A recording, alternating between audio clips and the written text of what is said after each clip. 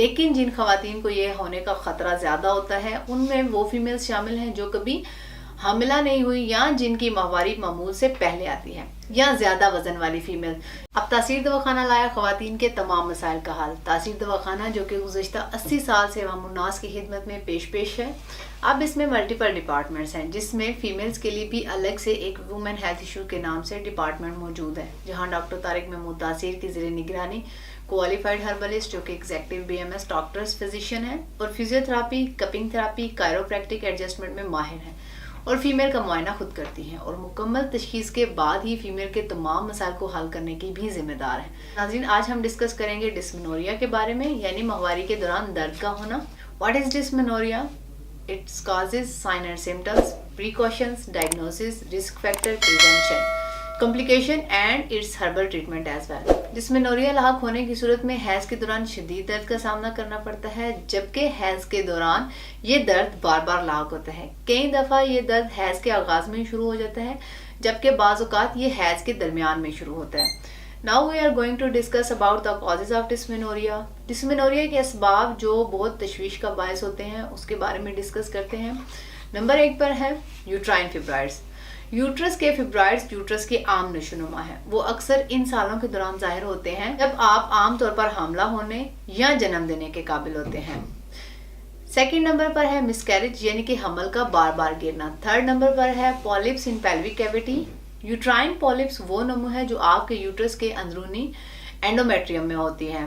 Fourth number पर abnormal pregnancies है, यानी कि गैर मामूली हमल। 5 नंबर पर है इन्फेक्शंस। अगर आपको यूट्रस में इन्फेक्शन है तो भी डिस्मेनोरिया हो सकता है। 6 नंबर पर एबनॉर्मल साइज ऑफ सर्विक्स है। अगर आपके सर्विक्स का साइज नॉर्मल साइज से बढ़ गया हो तो भी डिस्मेनोरिया में मुब्तला हो सकते हैं। Now we are going to discuss about the sign and symptoms of dysmenorrhoea. The first one is backache, यानी कि इसमें फीमेल को कमर के निचले हिस्से में शदीद दर्द होता है। Second one is nausea and vomiting है। इसमें आपको मतली या कैसी कैफियत भी हो सकती है। इसके अलावा टांगों में शदीद दर्द हो सकता है। थर्ड वन इज डिजनेस, यानी कि इसमें आपको अचानक चक्कर भी आ सकते हैं और थकावट होगी। And last one is diarrhoea. इसहाल जैसे अलामात भी इसमें शामिल हैं। अब हम देखेंगे डिस्मेनोरिया के रिस्क फैक्टर के बारे में।